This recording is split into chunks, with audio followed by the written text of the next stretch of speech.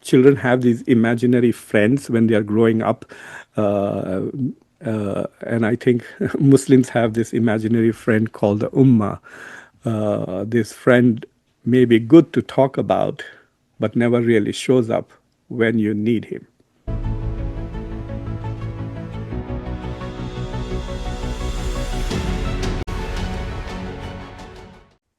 Welcome to Conversations. I'm Muqtadar Khan, your host, and today I'm going to talk to you about the OIC, the Organization of Islamic Cooperation. This is an organization of all those countries which are Muslim majority countries, 57 of them. I'm going to talk about the collective potential of this organization. How much power do they have? What is the size of their economy? What is the size of their population? What are their resources? And imagine this situation that if there were a unit rather than 57 different countries, how much power they would be able to wield in the international arena on the global stage in comparison to the US, to Europe, to China, and to India, the other rising powers. We are talking of an emerging multipolar world, and I want to ask the question, will OIC be one of those poles, one of those powers which shares governance with the rest of the major powers in a multipolar world? So what I intend to do basically is do simply number crunching. I will show you populations, military strength, GDP per capita, look at some developments, and make some observations. And the context for this is obvious. A month and a half ago, India and Pakistan had an exchange for about 100 hours. And in that exchange, one of the criticisms that has come out in India towards the Indian foreign policy was that in spite of all the diplomacy that India has conducted in the past 10 years, no one really came out there and supported India's position vociferously. No one came out there and provided aid, whereas Pakistan did manage to get support directly from China, one of the two major powers, and also from Turkey and Azerbaijan. So at least there were three countries which stood with China. Two of them are members of OIC, and the OIC did issue a statement supporting Pakistan, but there was a lot of criticism that India did not get any support because India is against alignments and therefore it has no allies. But now when you see how Israel is attacking Iran, not just alone, but with tremendous defensive support from the United States, Donald Trump is already using the word we, saying we dominate Iranian skies. Clearly, all the weapons that Israel is using are made in America, designed in America, exported to Israel, in fact, funded also by the US. So it's US money, US technology, US weapons which are dominating Iran. But where is the OIC? What support is Iran getting from its so-called Muslim brethren? Even though the Saudi crown prince in his condemnation of Israel referred to Iran as a brotherly country, what are brothers of Iran doing for Iran? The answer at the moment is nothing. In October and April of 2024, when Iran actually attacked Israel, at that time, Muslim countries actually supported Israel and defended it, especially Jordan. So the question really is the Muslim world completely helpless, or does it have no capacity or capability? And if it does, then why aren't they supporting Iran? So I will answer those questions, but before that, I want to share some basic data to give you an idea of the comparative power and relative power of the Muslim world. Now, you must remember that there are two Muslim worlds. One is Muslims as majorities, which are in about 57 countries who constitute OIC. Then there are Muslims who are minorities. For example, there are over 200 million Muslims in India, constitute about 15% of India's population. In Israel alone, there are 20% of the Israeli population is Muslim. There is close to 1 million or more Muslims who are citizens of Israel itself, in the United States, in Europe, in China, in Russia. All over the world, there are probably more than 200 million or close to anywhere between 100 and 200 million Muslims who live as minorities. So that world obviously is not sovereign and cannot act. So anyway, let's look at this chart. This is a comparison of the OIC with USA, European Union, China, and India. And I'm comparing them on total GDP, total population, military size, and then I have also used, given you what the average human development index is for these countries to give you an idea, and also the GDP per capita, so you get an idea of how well developed or underdeveloped these countries are. So if you look at the United States, its total GDP is about $29 trillion. European Union is $19 trillion. China is 18 and a half. European Union and China both are about $18.5 trillion. The OIC countries are $12.8 trillion, and India is 3.9. It will be 4.2 by the end of this year. So if you look at the GDP, if they're not far behind Europe or China, they are about 66% of the economic strength of these countries. But if you look at the population, my God, there are 2 billion people in OIC countries, clearly 1.5 times bigger than China and India, and many, many times bigger than European Union, which is just 500 million, so about clearly 4 times bigger, or four little more than 4 times bigger than European Union, and clearly 6 to 7 times bigger than the United States in terms of population. If you look at the military size, it is enormous. The size of OIC countries, the number of soldiers in the militaries of the Muslim countries is 8.5 million.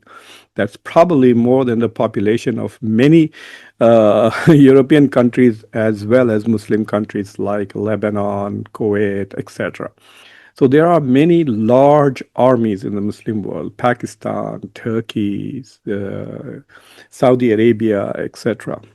But if you look at the development, they are slightly more developed than India if you look at the Human Development Index, but they clearly lag behind China, Europe, and the United States, which has the highest HDI in this chart. But if you look at the per capita, you can see that the Muslim world is poor. It is only richer than India. It's like South Africa. In fact, even the entire, collectively speaking, that the Muslim world is even poorer than other BRIC countries. And so, yes, it is probably 2.5 times, 3 times richer than India, because the Muslim world is very diverse. There are countries there with close to 100,000 per capita, which is small countries like Qatar. And then there are really poor countries like Afghanistan, Yemen, Somalia, Pakistan, which have less than $2,000 per capita income. So the average turns out that it is just about $6,200. If you look at this, I decided to put this data in terms of bar chart, so you can see visually how potentially powerful a united Muslim world can be. So if you look at the OIC in terms of just population, it stands tall above all. I mean, if you even stack up the entire West together, Europe and the US, this is NATO, you will see that OIC is probably more than double of that. More than double. US and Europe will be about 800 million people. And of course, even China and India are smaller in size than OIC. If you look at the total GDP comparison, clearly the United States is the biggest economy, close to $30 trillion at $29 trillion. Europe and China are comparable, and OIC is not far behind. It is at $12.5 trillion. It's 3 times bigger than the Indian GDP, and India is the 4th biggest economy in the world. So if you were to treat OIC as one country, and European Union as one country, then these will be the top 5 economies in the world. So this is how it would be. And so you can see that there is a lot of financial resources available to the Muslim majority countries. Military size in comparison, this is where the stunning part comes as to how big a military the OIC has in comparison to USA, Europe, China, or even India. I mean, of course, you can raise questions about the quality of the military, and I'm also wondering, whether this also includes security forces, because militaries in most of the Muslim countries are also focused on domestic security. They are actually more threatening to their own population than anybody else. So you do have a large military force in the Muslim world. Like even here, the Iranian army is pretty big, many times bigger than the Israeli army, but there is a problem of quality. So Muslims have quantity but not quality. So that is an entirely different discussion. I will have it one of these days on investments in science and research, in good governance, in better management, etc. Because all of those things increase the quality of your security and your defense systems and your military and its performance. This is the average human development index. That's one of the reasons why you can say there is a qualitative difference between the Muslim world and the rest of the major powers.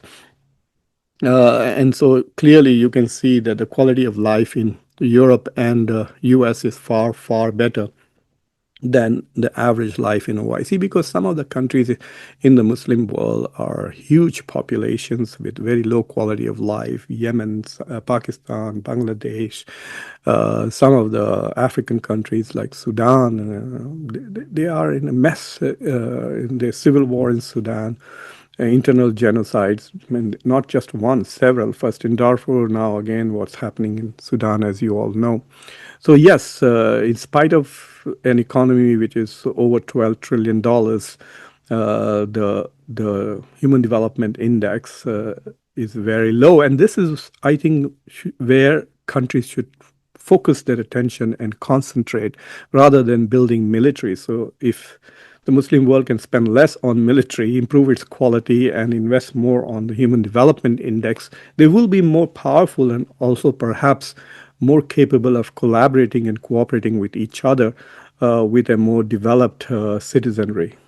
And then if you look at the GDP per capita, as I said, OIC is about $6,000. So there is no comparison between OIC and the West. They are way, way rich. The average per capita GDP is $40,000 of Europe, and the US is close to 85. Actually, it's 89,000 this year. India remains obviously a very poor country with less than, it's about $2,800 per capita. Yeah. So this is with regards to comparison with major powers. But if you look at OIC's comparison with Israel, it is stunning. It's just absolutely stunning. So here you can see the data. So the total GDP of OIC is $12.8 trillion, and Israel is just $500 billion. So the Muslim world is 24 times richer than Israel. The population is just enormous. It is 200 times more in population than Israel. The military size, it's 50 times bigger than the Israeli military. Israel obviously is a far, far more developed society with a human development index of 0.9, whereas the Muslim average is 0.6. There are Muslim countries with very high human development index, especially the oil-rich Gulf countries like UAE, Qatar, and Oman have a very high HDI. But most other Muslim countries have very low human development index, and they bring the average down. And you can see in terms of per capita income, Israel is far, far a richer country at $55,000.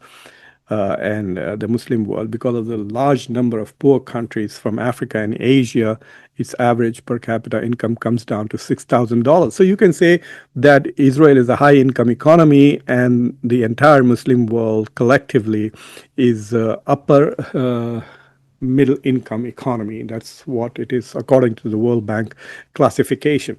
But the point that I wanted to make here is that the Muslim world is not without resources. The Muslim world is indeed capable of of being a major force in world politics. It is the clearly the fourth biggest economy in the world, actually three times bigger than India.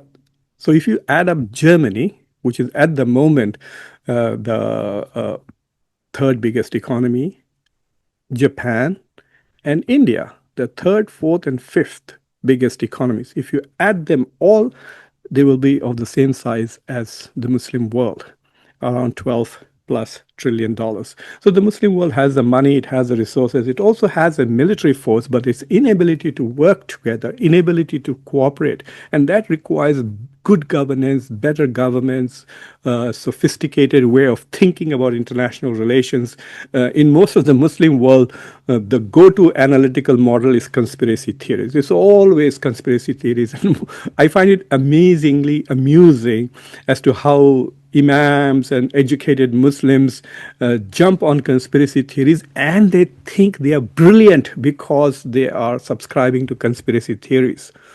It is just astonishing when I listen to sometimes even professors subscribing to conspiracy theories. So there is their inability to understand how international relations work is one of the reasons why they cannot generate cooperation across nations.